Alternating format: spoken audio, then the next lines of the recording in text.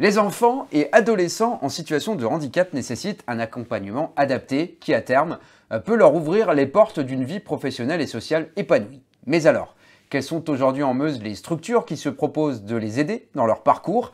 Quels moyens mettent-elles en œuvre pour leur offrir un cadre de vie et un avenir serein? Et quelles sont aujourd'hui les limites auxquelles la Meuse est confrontée en matière d'accueil des jeunes en situation de handicap?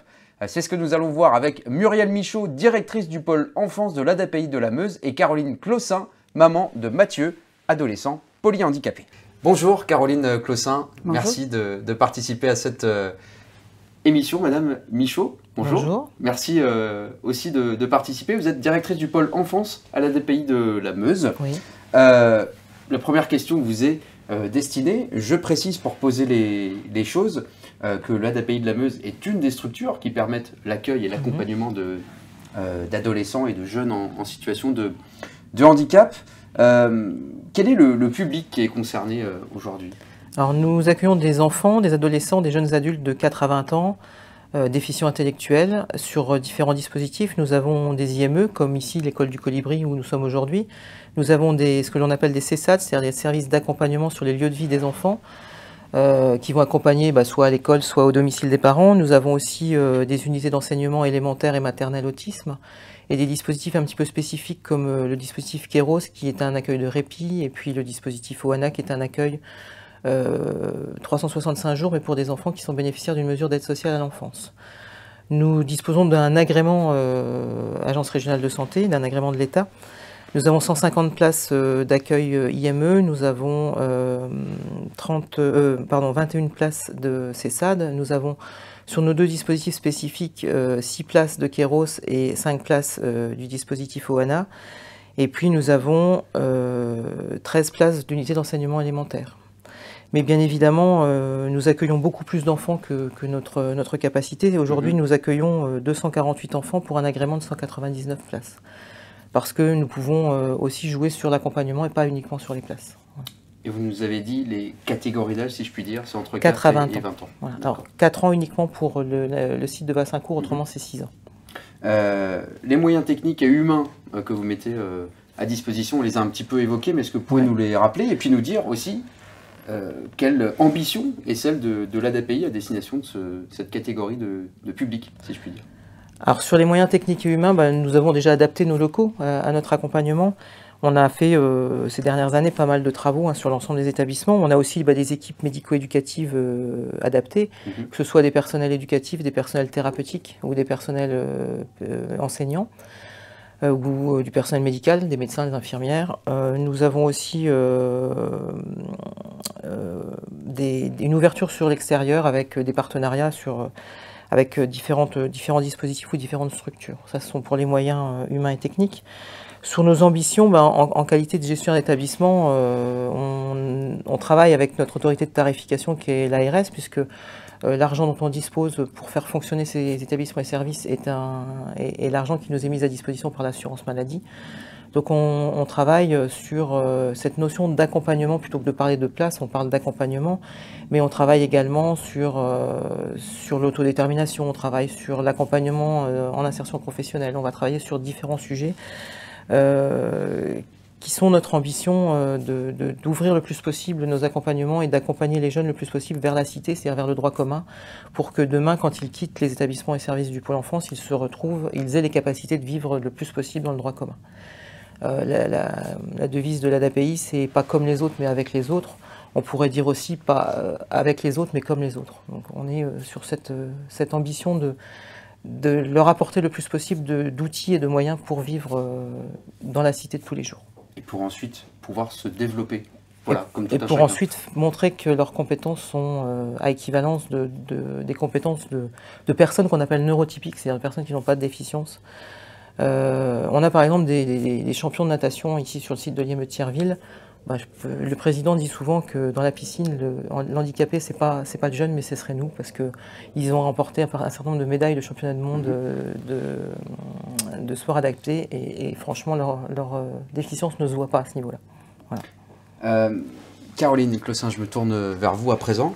Vous êtes maman d'un Mathieu, oui, qui est polyhandicapé. Oui. Qu'est-ce que ça veut dire, concrètement? Mathieu, en fait, il souffre d'un retard psychomoteur. Et en plus de ça, il est épileptique. En fait, Mathieu, il a 14 ans. Aujourd'hui, il ne marche pas, il ne parle pas, il n'est pas du tout autonome. C'est un gros bébé de même pas 1 an, en fait. Voilà. Il est aujourd'hui pris en charge à l'étranger. C'est ça. Il est scolarisé à l'école de Musson, qui fait partie du groupe de Saint-Marc en Belgique. Il y est depuis qu'il a l'âge de 3 ans et demi. En fait, nous, à l'époque, il était suivi sur Verdun au CAMS. Et c'est ce centre, en fait, qui nous a conseillé de partir, de nous diriger vers la Belgique. Nous, mon mari et moi, travaillons tous les deux. On ne savait pas exactement quoi faire. Et sur Verdun, les IME ne prenaient pas les enfants en dessous de 6 ans. Du moins, c'est ce qu'on nous avait dit à ce moment-là. Nous, du fait qu'on travaillait tous les deux, moi, je ne me voyais pas arrêter ma vie professionnelle pour faute de comment dire, le fait qu'on n'ait pas de mode de garde, en fait, pour notre enfant. Je ne me voyais pas arrêter mon travail. On nous a dirigés vers la Belgique, on a étudié les différentes possibilités, puis on a regardé ce que ça pouvait être. Ça nous a semblé très bien pour notre fils. Et, voilà. Depuis qu'il a 3 ans et demi, ça fait 10 ans maintenant, il est en Belgique et ça se passe très bien. Et donc vous n'avez pas trouvé de structure équivalente, d'une certaine manière, mais de ce côté-ci de la frontière. Voilà, c'est ça. C'est ce que je vous disais en fait. Il y a été à 3 ans et demi, en dessous de 6 ans, là, enfin, dans le secteur, il ne prenait pas. Alors, on imagine que c'est pas simple, évidemment, à organiser au quotidien. Quelles sont les difficultés auxquelles vous êtes confrontés dans la vie de tous les jours? La vie de tous les jours, c'est un lever très tôt, parce qu'il y a un taxi qui vient le chercher tous les matins, qui me le ramène tous les soirs. Ça implique qu'il faut le lever à 5h45 le matin. Il part à 6h20. 6h20, et on peut estimer à peu près à 2 heures de taxi matin, 2 heures de taxi le soir, parce qu'en fait, ils le prennent à la maison, et après, il faut qu'ils fassent les différents trajets chez les autres enfants, en fait, qui sont pris en charge. Voilà, c'est ça, c'est ça. Donc, ouais, ça engendre beaucoup de fatigue. Et quelles aides, dans un monde, j'allais dire, idéal, vous aimeriez pouvoir trouver sur le département? En fait, au quotidien nous, aussi, là aussi peut-être? Oui, au quotidien, oui, c'est sûr. Parce qu'en effet, c'est beaucoup de contraintes. C'est la fatigue pour lui, pour nous aussi. C'est toujours géré aussi au niveau du travail. Au niveau du travail, je suis obligée de quitter à une certaine heure parce qu'il revient à telle heure, il faut être là quand le taxi rentre. Aujourd'hui, on se tourne vers une autre solution, c'est l'internat. Parce qu'on n'a plus trop de choix, donc on a étudié cette possibilité-là et maintenant on a trouvé une solution, mais sur Châlons-en-Champagne. Donc ça a plus d'1 heure de route de chez nous, un centre très bien. Ce qu'on voulait, c'est une prise en charge à la semaine, mais aussi une prise en charge à l'année. Parce que c'est pareil, le faire garder pendant les vacances scolaires devient problématique. Mathieu, il a quand même un handicap plutôt lourd, et s'occuper de lui au quotidien, c'est assez contraignant. Donc on voulait aussi un mode de garde pour les vacances scolaires et éventuellement des fois le week-end, souffler un petit peu aussi, se retrouver avec mon mari, avoir un petit temps. Avoir du temps pour soi aussi. Avoir du temps pour soi, voilà exactement. Et c'est ce que je déplore un petit peu au niveau du département, c'est qu'on n'a pas de structure qui soit ouverte 365 jours dans l'année. Voilà, donc c'est vrai que ce que j'aimerais pour le département, c'est qu'ils mettent de nouvelles structures en place, le département ou les pouvoirs publics, qui mettent de nouvelles structures en place qui soient ouvertes 365 jours dans l'année et qui accueillent tout type de handicap. Madame Michaud, vous entendez ce que nous dit oui. Et je rejoins les propos de Caroline. On a l'expérience ici à l'IME de Thierville d'accueillir un jeune garçon polyhandicapé. Et la prise en compte de ses besoins, notamment en termes de santé, d'accompagnement au quotidien, on l'expérimente là depuis maintenant 1 an et demi. Effectivement, il n'y a pas de structure d'accueil 365 en Meuse. On a, nous, notre petite structure qu'on appelle Oana, qui accueille des enfants qui sont bénéficiaires d'une mesure d'aide sociale à l'enfance, mais c'est quelque chose de très partiel puisque c'est 5 places. Aujourd'hui, on n'est pas en capacité, nous, d'accueillir sur les IME du public polyhandicapé en 365 jours parce qu'on n'a pas les équipes, parce qu'on n'a pas le matériel nécessaire. Donc, c'est quelque chose qu'on peut faire, c'est quelque chose dans notre accompagnement au quotidien et qu'on est en capacité de faire, mais il est nécessaire et je reviens à cette notion de place administrative, de création de place, il est nécessaire qu'on nous attribue des places en accueil 365 jours avec des moyens adaptés pour qu'on puisse mettre en place cet accompagnement-là. Il y a une problématique de budget, de formation, de... Alors, de formation, oui et non, parce que formation, c'est aussi des personnels plutôt aides-soignants qui ont dans leur diplôme déjà une formation adaptée.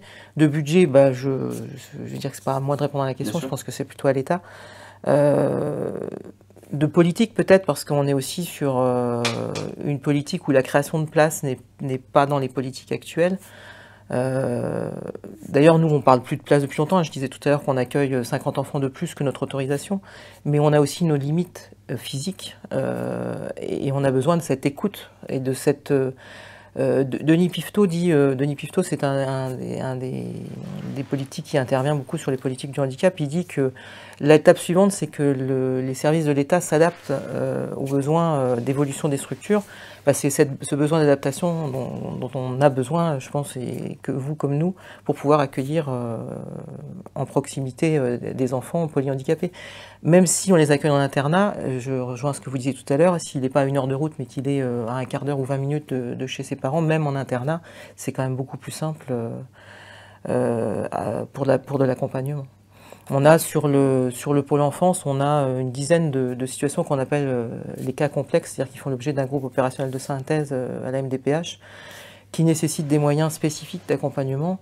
Et on voit déjà toute cette difficulté au quotidien de maintien de crédit qui nous permettent de continuer à accompagner ces enfants. Donc la problématique est multiple. Et la problématique aussi peut-être supplémentaire, et celle qu'on devine dans vos propos, et si on suit aussi l'exemple de Caroline, c'est que les formes de handicap peuvent être variées, et que oui. Chaque forme nécessite un accompagnement adapté. Oui. Pas évident pour vous de vous adapter à un public hétérogène, finalement. Bah, et puis on va accueillir dans un même établissement des enfants polyhandicapés, des enfants avec une faible déficience, des enfants avec en situation complexe avec des troubles du comportement importants. Ça nécessite un taux d'encadrement en rapport. Et puis des formations au quotidien et continues des personnels. On a des personnels qui sont formés spécifiquement sur les méthodes de l'autisme, les méthodes Teach, ABA, PEX. On a des professionnels qui sont formés sur la méthode Montessori, par exemple. Mm-hmm. On a aussi besoin d'avoir des professionnels qui sont formés à l'accompagnement d'enfants polyhandicapés. Mais on arrive à travailler de l'individuel dans du collectif, si nos moyens sont adaptés. Et pour finir aussi sur ce que vous disiez, de moments de répit, on a aussi notre petite structure de répit qui s'appelle Kéros, qui est sur 6 places. On a une file active de 60 familles derrière. C'est-à-dire que les enfants qu'on accueille sur cette structure, il y a 60 familles concernées derrière. Donc on voit bien que ce besoin de répit, il est aussi important à des moments. Et le développement de ces dispositifs-là me semble important sur le département. J'allais y venir, et je fais une petite parenthèse. Est-ce qu'on néglige parfois aussi les parents finalement, qui ont une vie, j'imagine il y a un sentiment de culpabilité aussi, si on pense à soi. Oui, ben, nous on le voit dernièrement, parce que mettre Mathieu en internat, c'est tout un travail à faire psychologiquement. On se dit qu'on ne l'aura plus à la maison, on l'abandonne en fait, ouais. Donc c'est tout un travail psychologique à faire pendant quelques temps pour enfin accepter la situation et de se dire que tout compte fait, on ne l'abandonne pas, parce que il sera certainement très bien aussi là-haut. Et on va, nous, peut-être apprendre aussi à prendre un peu plus de temps pour nous. Et est-ce qu'on peut être un meilleur aidant quand on prend aussi le temps de s'occuper de soi, quelque part je pense que vous pouvez répondre mieux que moi, mais je pense que je pense certainement, oui. On prend plus de temps pour soi, donc on se pose un peu plus, on est plus serein, on est moins dans la fatigue. Donc oui, forcément... On est après plus serein pour s'occuper de notre enfant. Oui. Alors, on a évoqué les enfants et adolescents qui sont suivis par l'ADPI de la Meuse. Pour eux, il y a une vie professionnelle, il y a une vie sociale qui est envisageable, mais qui prend le relais de cet accompagnement lorsqu'ils deviennent adultes? Alors, déjà dans le cadre du projet, on va travailler tout le temps de l'accompagnement avec les familles, parce que l'ADPI, c'est une association de parents aussi derrière, donc la place des familles est importante. J'ai coutume de dire, quand on fait les admissions, de dire aux parents que leur parole a la même valeur que celle des éducateurs, c'est-à-dire qu'on n'a pas des sachants d'un côté, des parents de l'autre, on est vraiment sur un accompagnement partagé. Et quand on va arriver à l'âge de sortie, on a alors nous une obligation réglementaire de suite, ce qu'on appelle pendant 3 ans. En tout cas, on va essayer que chaque enfant qui va sortir ou chaque jeune adulte qui va sortir du pôle enfance ait une réponse à son projet et d'être là quand ils ont une demande. On a des jeunes qui sont partis, qui reviennent, qu'on a réintégrés par exemple dans nos dispositifs professionnels, même s'ils sont plus officiellement des usagers du pôle enfance, mais on les intègre sur nos dispositifs parce que on est aussi dans la démarche d'autodétermination, c'est-à-dire qu'à un moment donné, ils peuvent faire le choix de dire « moi j'en ai marre, je veux plus entendre parler de la structure, je veux vivre ma vie chez 18 ans, je veux plus entendre parler de mes parents, je veux vivre ma vie ». Et puis à 20 ans de dire bah, « j'ai un peu déconné pendant 2 ans, maintenant j'ai envie de revenir sur l'accompagnement » et de leur réouvrir cette porte-là. Et ça, on le fait régulièrement. Quelles améliorations peut-on encore espérer dans les prochaines années pour l'accueil des jeunes en situation de handicap? Est-ce que voilà, de nouvelles solutions, de nouveaux projets sont peut-être à l'étude, sont peut-être prévus? Au-delà de ce qu'on a évoqué sur l'accueil 365 jours, alors on a commencé des discussions avec l'ARS sur une évolution de notre capacité d'accueil sur des structures 65, mais toutes ces notions d'autodétermination, de place, de choix, de choix de la réponse, de choix aussi du jeune à 18 ans de dire je veux plus de mes parents, je veux être seul, je veux être voilà, toutes ces questions-là, c'est aussi des sujets qu'on est en train de développer parce que être dans la cité, c'est aussi pouvoir faire ses choix, pouvoir exprimer ses choix et on peut aussi ne pas être en accord avec ses parents à un moment donné et à 18 ans prendre ses choix comment on dit, d'émancipation. Et c'est favoriser l'autonomie. Favoriser l'autonomie et favoriser aussi le positionnement dans la cité, c'est-à-dire d'être capable d'affirmer ses choix. Et on commence à travailler beaucoup sur ces sujets. Et aussi avec les familles, parce que c'est pas facile, vous l'avez dit tout à l'heure, d'accepter que son enfant devient adulte, je pense. Enfin, je sais pas. Moi, pour mon cas, je pense qu'il va rester enfant toute sa vie, en fait. Moi, il a un handicap qui est beaucoup trop lourd, en fait, pour avoir conscience de certaines choses, comme peuvent l'être, en fait, ceux qui ont moins de déficiences neurologiques que mon fils. Donc, justement, Caroline, comment vous envisagez la suite? Quel avenir pour Mathieu? Comment vous préfigurez ça un petit peu dans les prochaines années? C'est difficile à dire, parce que moi, comme je vous disais, Mathieu, il est handicapé à plus de 80%. Donc il ne marche pas, il n'est pas du tout autonome. Il est même nourri maintenant par sonde depuis un peu plus d'1 an. Voilà, les seuls progrès éventuellement qu'il pourrait y avoir, c'est peut-être au niveau de la communication, peut-être qu'on trouve des moyens pour qu'il se fasse comprendre. Peut-être aussi de l'amélioration au niveau de l'alimentation. Pas être toujours obligé d'être confronté à la sonde et puis avoir un petit peu d'alimentation par la bouche, ce serait bien. Maintenant, voilà, on ne peut pas espérer grand-chose, juste une bonne prise en charge dans le centre où il sera, c'est sûr, pour qu'il soit heureux, quoi, c'est tout. Voilà. Chaque petit progrès est une bataille. C'est ça. Et qu'il soit bien à proximité de sa famille. Ce serait bien aussi, ouais. C'est important, évidemment, pour d'éventuelles améliorations. Oui, bah, la proximité est forcément importante. Si on a envie d'aller le voir à un moment donné, bah, on ne veut pas être contraint par rapport à la distance. Ne pas pouvoir le voir quand on veut, c'est difficile quand même. Hein. Donc forcément, moins il y a de distance, mieux ce sera. Mais voilà, un centre qui puisse le prendre en charge correctement, avec des intervenants avenants et bien formés. Très bien. Voilà. Merci Madame Michaud, merci pour la qualité de vos éclairages. Merci Caroline pour votre témoignage. Merci à toutes et à tous et à bientôt pour un nouvel épisode de Parents, tout va bien.